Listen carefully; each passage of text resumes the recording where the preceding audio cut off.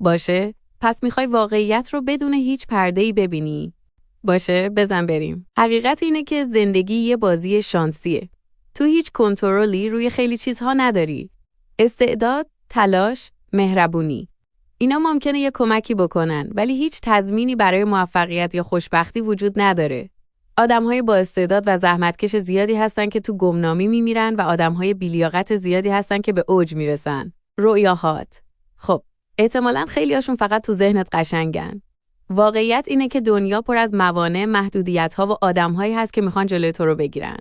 ممکنه سالها براشون بجنگی و آخرش هم به هیچی نرسی. عشق یه توهم زودگذر. آدما میان و میرن، قلب‌ها شکسته میشن و خاطرات خوبم کم کم رنگ میبازن. تنهایی یه واقعیت اجتناب ناپذیره و دیر یا زود هممون تجربهش میکنیم. آینده هیچ خبری نیست.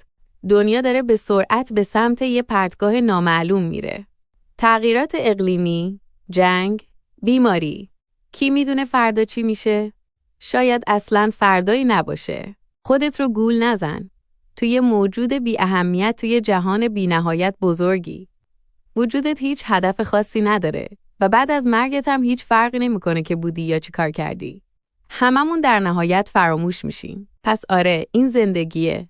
پر از ناامیدی، شکست و پوچی. هیچ قهرمان و هیچ پایان خوشی در کار نیست. فقط یه سری روزهای تکراری که بالاخره تموم میشن. حالا چی؟ هنوز میخوای ادامه بدی؟ انتخاب با خودته. ولی یادت باشه که تهش همینه. هیچ چیز خاصی منتظرت نیست.